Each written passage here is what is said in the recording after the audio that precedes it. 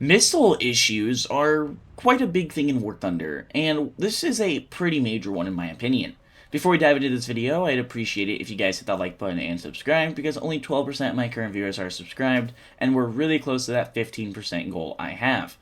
So the MiG-21 Bison, which is a premium in the British tech tree, it is an heavily modified Indian aircraft. And this video is going to be going over the missiles it carries. So right now, and ever since it's arrived in the game, it's carried the R-27 and the R-73, which is an okay missile load. Now, there was a lot of controversy, and I made several videos when it was added. It never received the R-77. This aircraft absolutely carries the R-77 in real life, but in-game it only has the R-27R1 as its radar missile.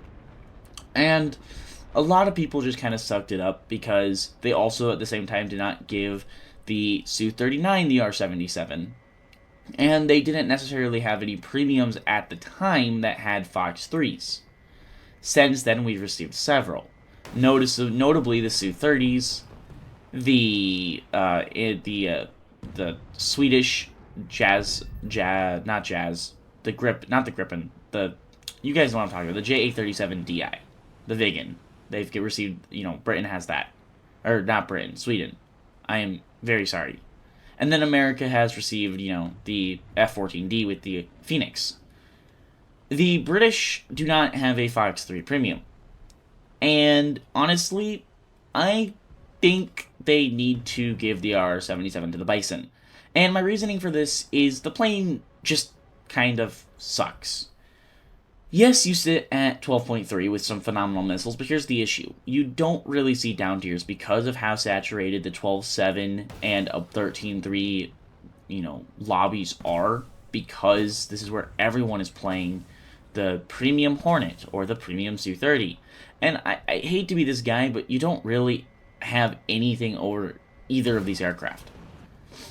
The F-18 has several, and I mean several, AIM-9Ps. It can carry 6 of them. And the Su-30 can carry, several R-73s alone, and then R-77s. So you're kind of just,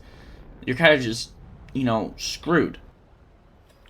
Now, I understand the reason why they only gave it the R-27 upon its release, but now that we're, I think 2 years since we've received the Bison now, it's time to give it R-77s, or in my opinion, they could also do something where they add a later variant of this.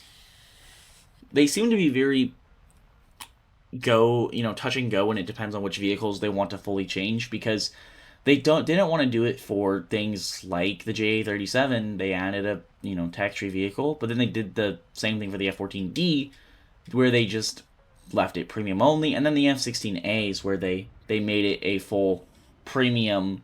It's really touch and go. Anyways, hopefully they will give it the R-77. We'll have to wait and see. Hope you guys have enjoyed this video. I enjoyed making it, and I will see you guys in the next one.